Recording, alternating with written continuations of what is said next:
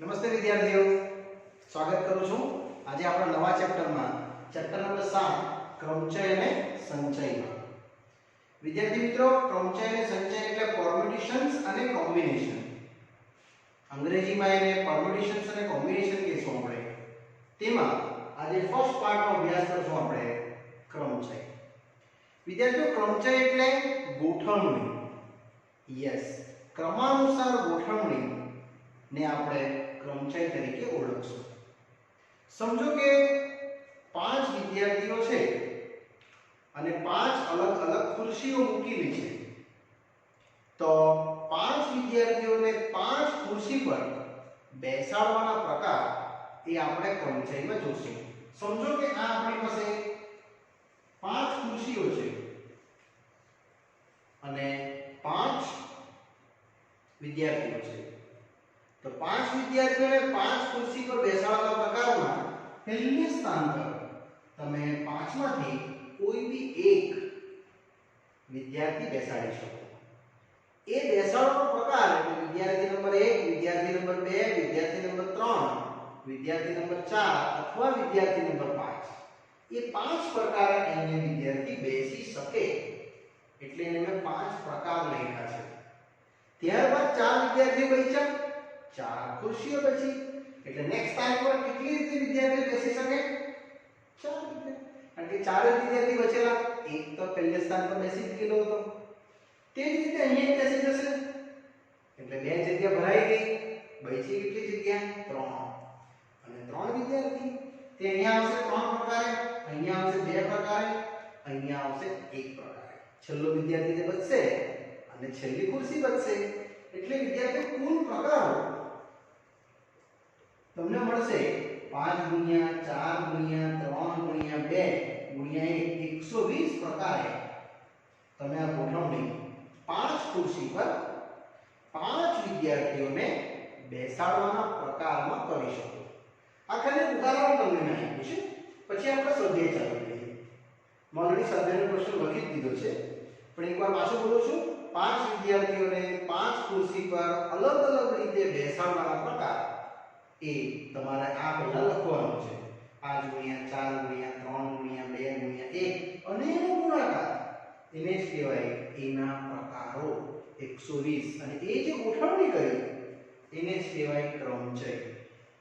વિદ્યાર્થીઓ, ક્રમચય કઈ નથી, ગોઠવણી છે. એ ગોઠવણી બે રીતની આવી શકે: પુનરાવર્તન સહિત, પુનરાવર્તન રહિત.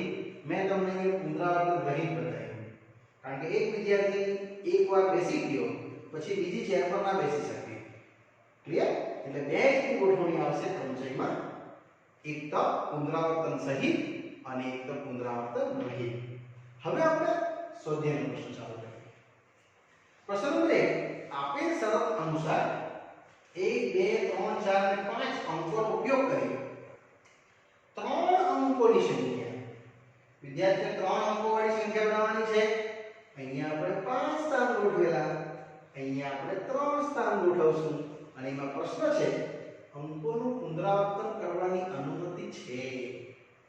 અને બીજો, અંકોનું પુનરાવર્તન કરવાની અનુમતિ નથી. તો આપણે સૌપ્રથમ અંકો વિશે વાત કરીએ. અંકો છે આપણા 1, 2, 3, 4, 5. અને પહેલો પ્રકાર અંકોનું પુનરાવર્તન સહિત. સહિત એટલે અનુમતિ છે. વિદ્યાર્થીઓ, અહીંયા આપણે 3 બોક્સ પાડી દેવાના, કારણ કે 3 અંકની સંખ્યા બનાવવાની છે. આમાં મેં તમને સમજાવ્યું 5 ખુરશીઓ હતી, 5 વ્યક્તિઓ હતા. અહીંયા 3 ખુરશીઓ છે અને 5 વ્યક્તિઓ છે. તો પહેલા સ્થાન પર વ્યક્તિની જગ્યાએ અહીંયા શું છે? અંકો છે. તો પહેલા સ્થાન પર કાં તો 1 આવી શકે, કાં તો 2 આવી શકે, કાં તો 3 આવી શકે, કાં તો 4 આવી શકે, કાં તો 5 આવી શકે. કેટલી રીતે આવી શકે? તો 5 પ્રકારે આવી શકે. આ પ્રકાર લખ્યો છે વિદ્યાર્થીઓએ.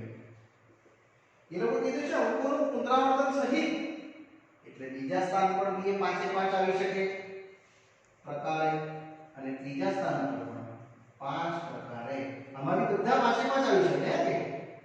અને આમાં પણ 5 એ 5 માંથી કોઈ બી એક આવી શકશે.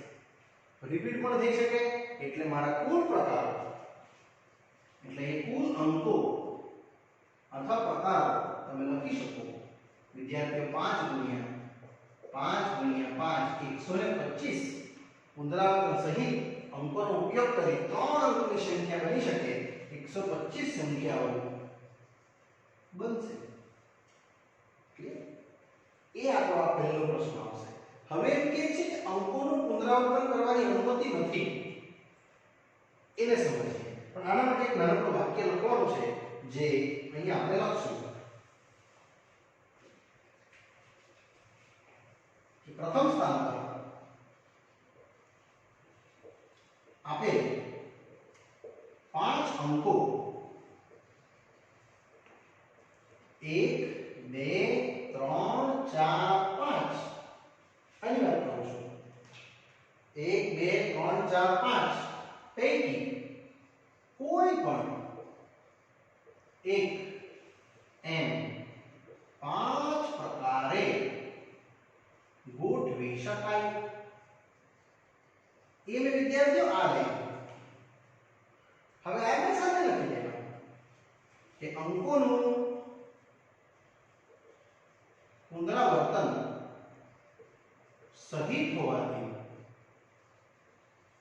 આ જે બાકીના બે સ્થાન છે એ પણ આપણે એ રીતે લખી દઈશું કે અંકોનું પુનરાવર્તન સહિત હોવાથી બાકીના બે સ્થાનો 5 ગુણ્યા 5 પ્રકારે ગોઠવતા માટે કુલ અંકો ની સંખ્યા અથવા કુલ 3 અંકોની સંખ્યા એ રીતે લખજો આ જ વસ્તુ લખાવું છું 5 ગુણ્યા 5 ગુણ્યા 5 એટલે 125 સંખ્યા વિદ્યાર્થીઓ તમને મળે અહીંયા આપણો પહેલો પ્રશ્ન પૂરો થયો કહેવાય હવે હું સેકન્ડ સમજાવું છું કે અંકોનું પુનરાવર્તન કરવાની અનુમતિ નથી એટલે રિપીટેશન્સ નંબર ના હોઈ શકે એટલે લખશું અંકોનું પુનરાવર્તન રહિત એટલે આ જ રીતે સમજશું 3 બોક્સ પાડી દેવાનું પ્રથમ સ્થાન પર આપેલા અંકોમાંથી કોઈ બી એક અંક આવી શકે એટલે 5 પ્રકારે પણ આવી ગયેલો અંક પાછો મૂકવાનો નથી એટલે બીજી જગ્યાએ આવશે તમારું 4 પ્રકારે સમજી લો કે એક નંબર આવી ગયો તો કેટલા બચ્યા 2 3 4 5 માંથી 4 જે બચ્યા ને તે હજુ એક આવી જશે તો 3 પ્રકારે એટલે તમારો ઉત્તર આવવાનો 5 ચોક 20 તારીખ 60 આને બી આ રીતે લખશું પ્રથમ સ્થાન આ જ વાક્ય રચના લખવાની વિદ્યાર્થીઓ પર આપેલ અંકો પૈકી 1 2 3 4 5 જે કોઈ પણ એક યસ એમ 5 પ્રકારે ગોઠવતા આ જે ગોઠવણી છે એને જ કહેવાય વિદ્યાર્થીઓ ક્રમ છે હવે બાકીના નંબરો એ ઓછા થવાના કારણ કે પુનરાવર્તન રહિત છે યસ એ લખી દેશું આપણે કે પુનરાવર્તન રહિત હોવાથી બાકીના બે સ્થાનો વિદ્યાર્થીઓ 4 ગુણ્યા 3 પ્રકારે આપણે ભરશું મેન ઇમ્પોર્ટન્ટ ટેબલ પાડીને સમજવું છે આમાં પુનરાવર્તન સહિત હતું આમાં પુનરાવર્તન રહિત છે એટલે પુનરાવર્તન રહિત હોવાથી બાકીના બે સ્થાનો આપણે 4 ગુણ્યા 3 પ્રકારે ગોઠવતા માટે કુલ 3 અંકની સંખ્યા 5 ગુણ્યા 4 ગુણ્યા 3 5 તારીખ 60 આટલી સંખ્યા તમારી 3 અંકની બનશે અને આ જે પડી 125 એ આપણી 3 અંકની છે પણ પુનરાવર્તન સહિત બની અને પહેલામાં પુનરાવર્તન રહિત બની વિદ્યાર્થી આ પહેલો પ્રશ્ન પૂરો થાય છે હવે આપણે આગળ વધીએ ચલો વિદ્યાર્થી મિત્રો નેક્સ્ટ પ્રશ્ન આવે છે આપેલ અંકોમાં પુનરાવર્તન કરી શકાય તેવી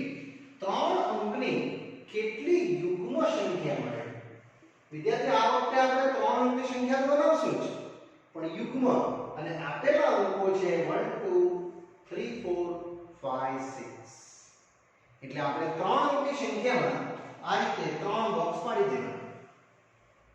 એટલે આને બી આ રીતે સમજશું 3 સ્થાન. પણ અહીંયા આવશે તમારો એકમ, દશક, નહીં શતક. યુગ્મ સંખ્યા ત્યારે જ હોય જ્યારે એકમનો અંક શું હોય વિદ્યાર્થીઓ? યસ, યુગ્મ અંક. ના આપણી પાસે યુગ્મ અંક કયા છે? તો 2 છે, 4 છે, 6 છે. એટલે 2 4 6 આપણે આ રીતે લખી દઈશું. એટલે ગણતરી કેટલા પ્રકારે ભરી શકાય? કાં તો 2 નંબર આવી શકે, કાં તો 4 નંબર આવી શકે, કાં તો 6 નંબર આવી શકે. એટલે એના આવવાના પ્રકાર કેટલા વિદ્યાર્થીઓ? યસ, 3 પ્રકાર. આ 3 રીતે ભરી શકાય. એટલે આ વાક્ય પહેલા આપણે લખી દઈએ કે આપેલ અંકો માંથી યુગ્મ અંક 2 4 6 જે કયા સ્થાન પર? એકમનું સ્થાન. યસ, જે એકમના સ્થાને 3 પ્રકારે ગોઠવી શકાય. એટલે આ આપણી ગોઠવણી વિદ્યાર્થીઓ થઈ ગઈ. અહીંયા કોઈ બી એક નંબર આવી ગયો હશે, કાં તો 2 નંબર આવ્યો હશે, કાં તો 4 આવ્યો હશે, કાં તો 6 આવ્યો હશે. હવે શું કહે છે? પુનરાવર્તન સહિત છે. એટલે જો અંકો નું પુનરાવર્તન શક્ય છે, તેથી એટલે આવેલો નંબર બી પાછો આવી શકે. આપણી પાસે કુલ કેટલા અંકો છે? 6. એટલે આ સ્થાન તમારું 6 પ્રકાર, આ સ્થાન તમારું 6 પ્રકાર. એટલે આ લખશું અંકોનું પુનરાવર્તન કરી શકાય છે, તેથી કુલ અંકો જે આપણા છે 1 2 3 4 5 6 આ બધા જ દશક અને શતક સ્થાન પર આવી શકે. માટે આ બધા જ કુલ અંકો 1 થી 6 જે દશક તથા શતક ના સ્થાને 6 ગુણ્યા 6 પ્રકારે ગોઠવી શકાય. માટે વિદ્યાર્થીઓ ટોટલ ઉત્તર આવશે, તેથી 3 અંકની યુગ્મ સંખ્યા તમને મળશે 6 ગુણ્યા 6 ગુણ્યા 3, 6 6 36 ગુણ્યા 3, એટલે 6 તારી 18 વધીએ 3 તારી 9 ને 10, 108 સંખ્યા વિદ્યાર્થી હશે, જેમાંથી 3 અંકની પણ યુગ્મ સંખ્યા હશે. એટલે એકમનું સ્થાન તો પાક્કું કાં તો 2 હશે, કાં તો 4 હશે, કાં તો 6 હશે, અને બાકીના બે સ્થાન પર કોઈ બી નંબર હશે. પણ પાક્કી વાત આ યુગ્મ હશે તેવી કેટલી સંખ્યા? 108. યસ વિદ્યાર્થીઓ, અહીંયા આપણો પ્રશ્ન બે પૂરો થાય છે. ચલો વિદ્યાર્થીઓ, નેક્સ્ટ પ્રશ્ન આવે છે ત્રીજો. પુનરાવર્તન સિવાય, એટલે હવે પુનરાવર્તન કરવાનું નથી. મેં તમને પહેલા જ કીધું છે ક્રમચયમાં બે પ્રકારના પ્રશ્નો આવશે, કાં તો પુનરાવર્તન કરવાનું, કાં તો પુનરાવર્તન નહીં કરવાનું. અંગ્રેજીના પ્રથમ 10 મૂળાક્ષરોના ઉપયોગથી 4 અક્ષરોવાળા કેટલા સંકેતો મળશે? અહીંયા એવું સમજવાનું 4 ખુરશી છે અને 10 વ્યક્તિ છે. 10 માંથી કોઈ બી 4 વ્યક્તિ આ 4 સ્થાન પર બેસશે. એટલે આપણી પાસે વિદ્યાર્થીઓ આજે પ્રથમ 10 અંગ્રેજી મૂળાક્ષરો સમજો કે આ છે A B C D E F G H 1 2 3 4 5 6 7 8 G H I અને J, અને આપણા સ્થાન કેટલા છે? યસ, 4 સ્થાન.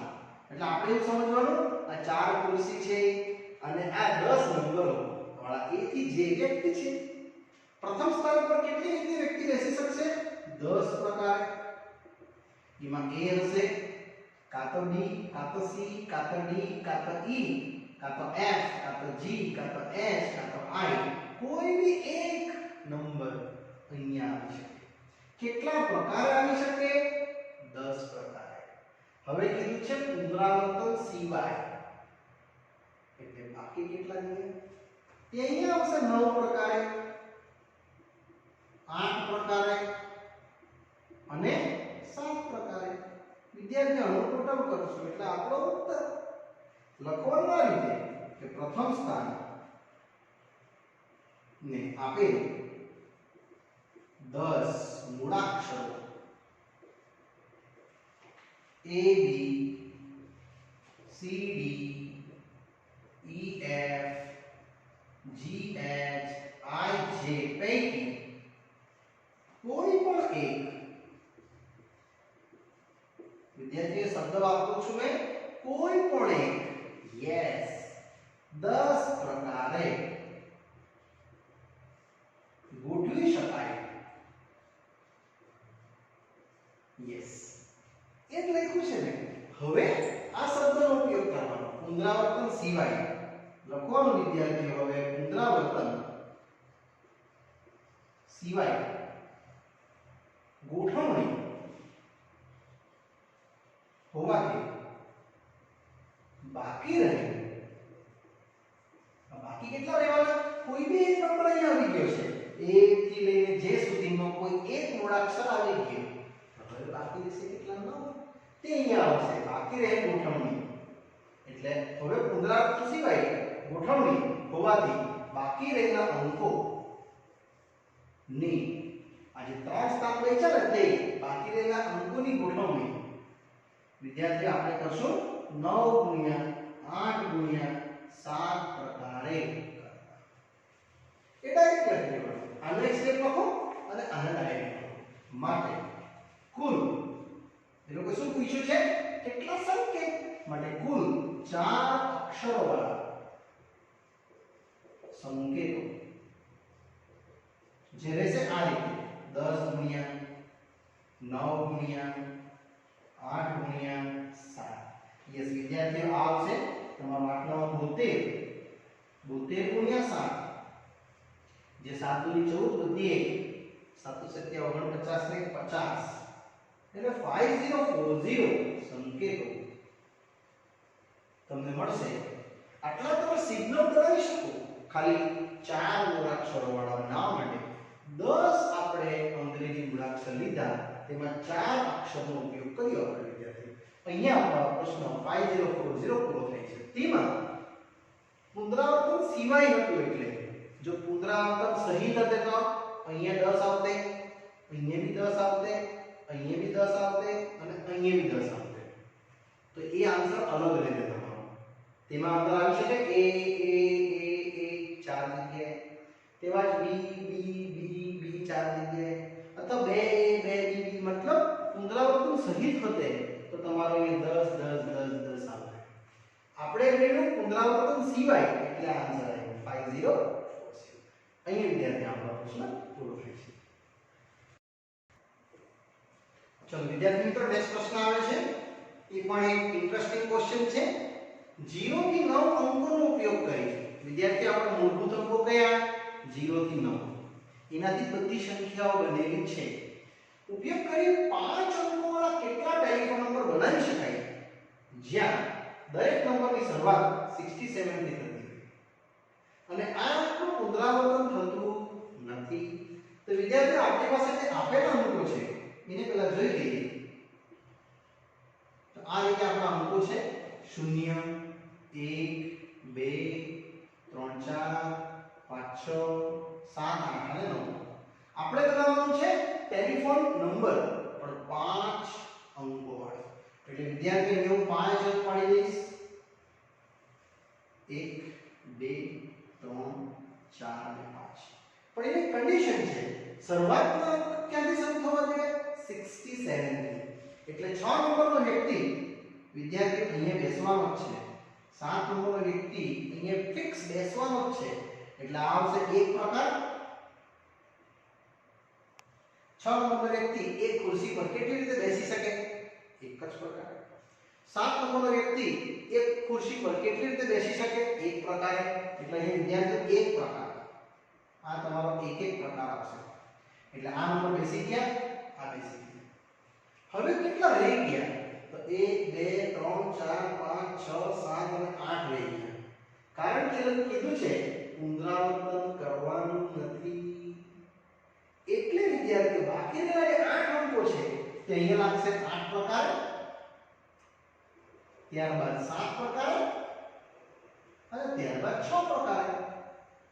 આ તમારો 6 નંબરનો અંક છે, આ તમારો 7 નંબરનો અંક છે. એને મેં લખ્યું છે એક એક પ્રકાર. એટલે એક વાક્ય આનું લખીશ, એક વાક્ય આનું લખીશ અને આનું વાક્ય લખીશ, પછી ગુણાકાર, આન્સર, ઈઝીલી આન્સર આવી જશે. તો વિદ્યાર્થીઓ આપણે લખશું અહીંયા કે 5 અંકો વાળા ટેલિફોન માં આપણે પ્રથમ સ્થાન ફિક્સ જ છે. યસ, શું કહે છે? શરૂઆત શાનાથી કરવાની? શરૂઆત સંખ્યા 67 થી કરતા તમારું આ પ્રથમ સ્થાન, દ્વિતીય સ્થાન, આ રીતે બોલશું. પ્રથમ સ્થાન અંક 6 વડે એક પ્રકાર તથા અંક 7 વડે એક પ્રકાર ગોઠવવા. એટલે આટલું આપણું એક વાક્ય થયું ખાલી, આનું અને આનું. હવે આ તો આપણે તરત લખી દઈશું. હવે અંકોનું પુનરાવર્તન રહિત હોવાથી બાકી રહેલા અંકો તે આવ્યા વિદ્યાર્થીઓ. મેં જે 6 અને 7 કાઢી નાખ્યા, પછી જે રહી ગયા તે 0 1 2 3 4 5 અને 8 9. આ કેટલા અંકો ત્યાં જો 1 2 3 4 5 6 7 8, એ બધા 8 પ્રકારે તમે લખી શકશો. એટલે હવે અંકોનું પુનરાવર્તન રહિત હોવાથી બાકી રહેલા અંકો આ બધા ની ગોઠવણી તમે 8 ગુણ્યા 7 ગુણ્યા 6 પ્રકારે કરતા. એ આપણે એ આજે લખ્યા છે ને એના માટે મેં લખ્યું. બસ થઈ ગયું. માટે કુલ ટેલિફોનના જે નંબરો છે તે તમારા મળી ગયા. પહેલું એક પ્રકાર 8 પ્રકાર 7 પ્રકાર ને 6 પ્રકાર. બસ હવે ગુણી નાખો. એટલે 7 × 56 ગુણ્યા 6, 6 × 36 3 વધી 6 × 36 31 32 33 336 નંબરો બનશે, જે 5 અંકના તો છે જ, અંકોનું પુનરાવર્તન બી નથી, પણ ક્યાંથી શરૂઆત થાય છે? 6 અને 7 થી શરૂઆત થાય છે. વિદ્યાર્થી અંકોનું પુનરાવર્તન નહીં હોય એટલે તો બધા ટેલિફોન નંબરો ભિન્ન ભિન્ન હશે એવું એ લોકો કહે છે. ઓકે, ચલો આ પ્રશ્ન વિદ્યાર્થીએ પૂરો થાય છે. ચલો વિદ્યાર્થી નેક્સ્ટ પ્રશ્ન પાંચમો એકદમ ઈઝી છે. એક સિક્કાને 3 વખત ઉછાળવામાં આવે છે અને પરિણામ મેળવવામાં આવે છે, તો કેટલા શક્ય પરિણામો મળી શકે? તો બહુ ઈઝી છે વિદ્યાર્થીઓ. આ આપણે એક સિક્કો છે સમજીએ. 1 કોઈન, એક સિક્કો, એને આપણે ઉછાળીએ. કેટલી વખત ઉછાળવા કીધું છે? 3 વખત. તમે પહેલી વાર ઉછાળશો એટલે શું બનશે? હેડ અને ટેલ મળશે. પાછું ઉછાળીએ બીજી વાર તો પાછું હેડ અને ટેલ મળે. રાઈટ ને? આ પહેલી વાર ઉછાળ્યું, આ બીજી વાર ઉછાળ્યું, અજુની વાર ઉછાળીશ ત્રીજી વાર, તો વિદ્યાર્થી પાછું તમને હેડ ટેલ જ મળી શકે. આ રીતે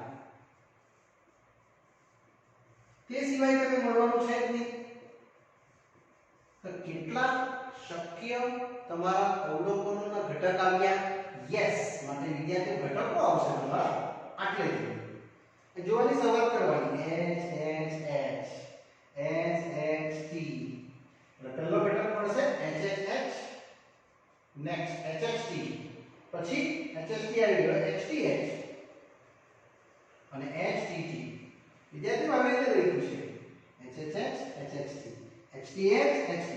હવે અહીંયા tthh, નેક્સ્ટ THS THT ત્યારબાદ TTH અને TTT આટલા ઘટકો એટલે તમારા શક્ય કેટલા પરિણામો ટોટલ 8 યસ શક્ય પરિણામો n બરાબર 8 હશે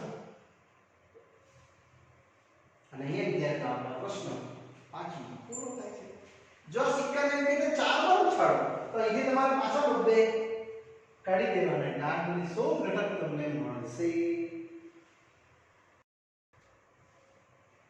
નેક્સ્ટ વિદ્યાર્થીઓ પ્રશ્ન નંબર 6 આપણે એકદમ સરસ મજાનો પ્રશ્ન છે ભિન્ન રંગોના 5 ધ્વજ છે તેને ગોઠવવાના છે એકની નીચે એકની નીચે એક એવી રીતે બે ધ્વજની ગોઠવણી કરવાની છે જેમાં કેટલા સંકેતો બનાવી શકાય વિદ્યાર્થીઓ સંકેત બનાવવાના છે ધ્વજથી એટલે આપણે આવું કરશું આપણા જે 5 ધ્વજો છે એને નામ આપી દઈએ અંગ્રેજીમાં એને ફ્લેગ કહેવાય એટલે અહીંયા ફ્લેગ 1 ફ્લેગ 2 ફ્લેગ 3 ફ્લેગ 4 અને ફ્લેગ 5 આપણે સંકેત બનાવવાના છે તો સંકેતમાં કીધું છે એકની નીચે એક હોવું જોઈએ બે ધ્વજ મૂકવાના છે એટલે અહીં એક સંકેત અને અહીં એક સંકેત પડશે આ સ્થાન પર કેટલા ધ્વજો આવી શકે તો 5 પ્રકાર